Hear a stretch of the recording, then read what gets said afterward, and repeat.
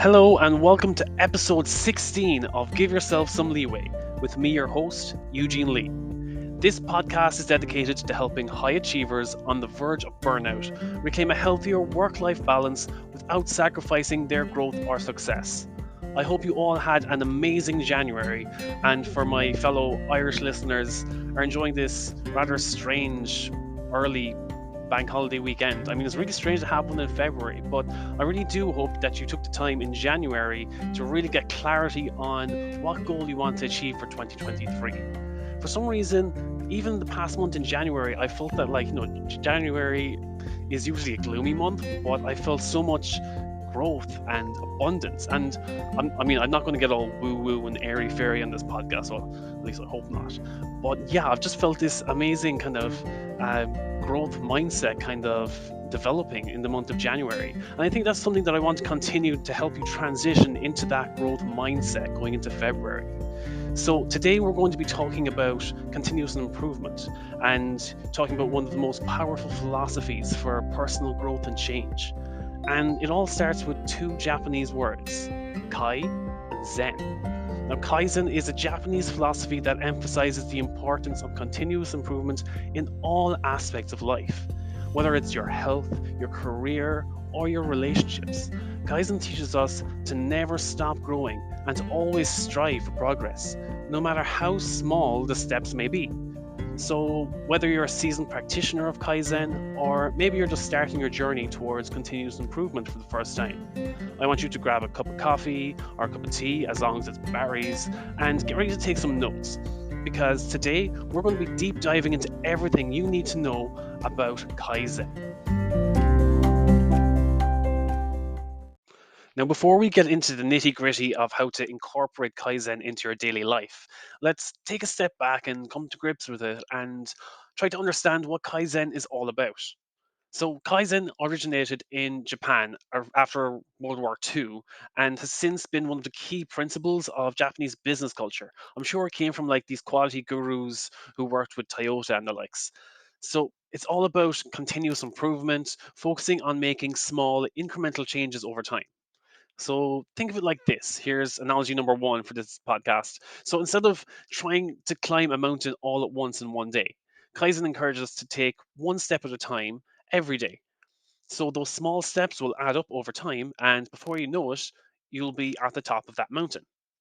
And the best part about Kaizen, it isn't just about making changes in one area of your life. It's about embracing the mindset of continuous improvement in all aspects of your life.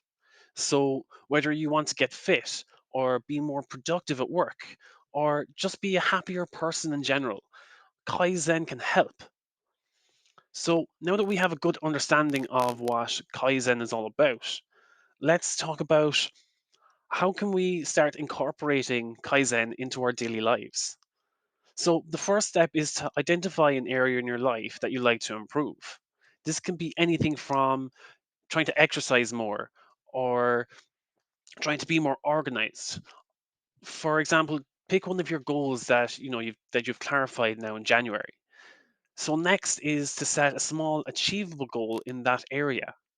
For example, if your goal is to exercise more, start with just 10 minutes of exercise a day, or make it smaller again, make it 5 minutes of exercise a day.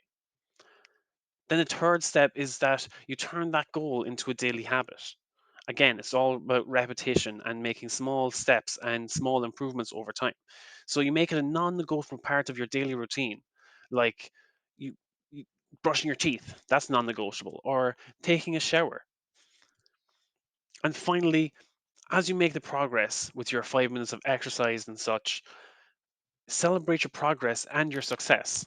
So, no matter how small the improvement may seem every day, it's important that you acknowledge that you made that progress and celebrate it. This will keep you motivated and help you to stay on track.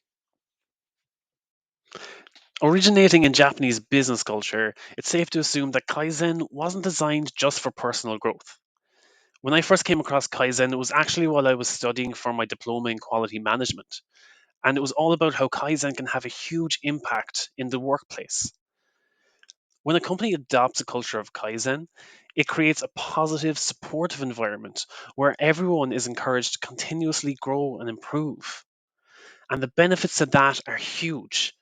Studies have shown that companies with a Kaizen culture have higher employee morale, higher productivity, not to mention significantly improved bottom lines.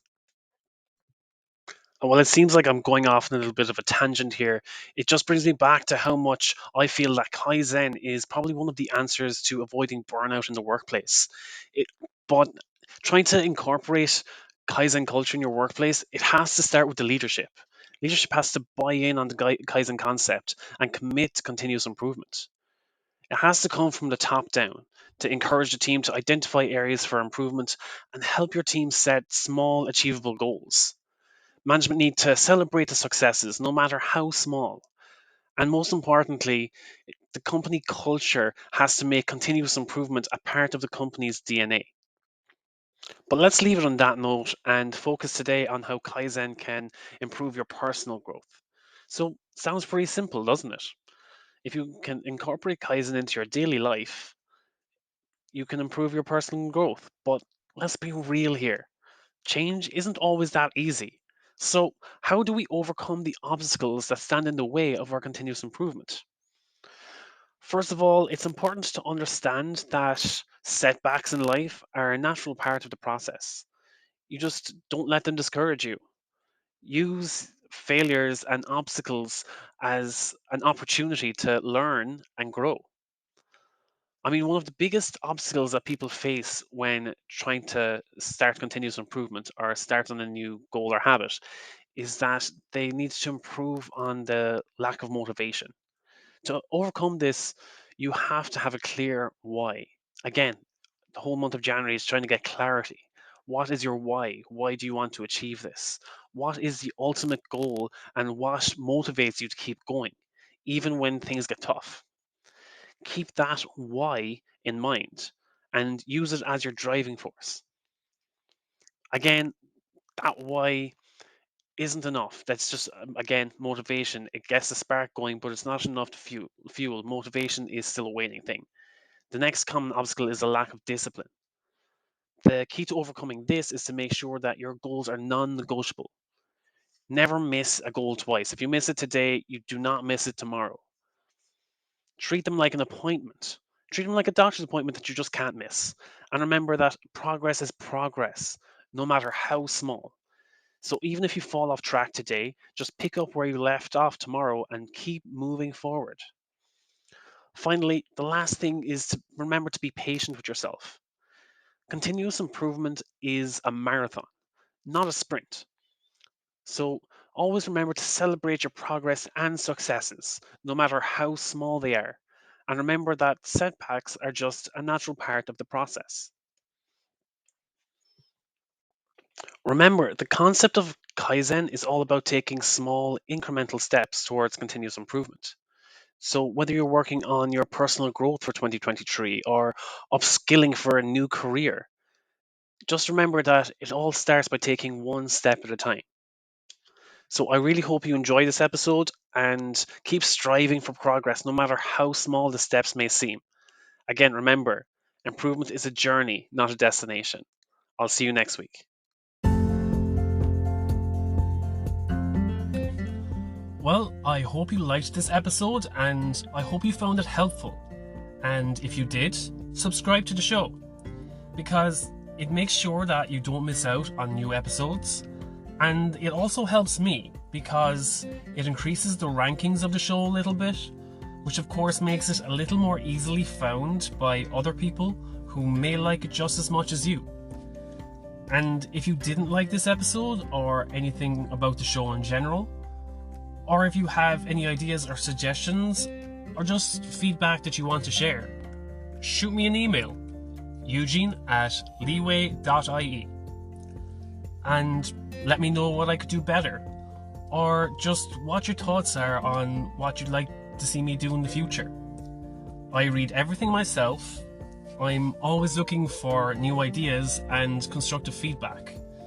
So thanks again for listening to this episode, and I hope to hear from you soon.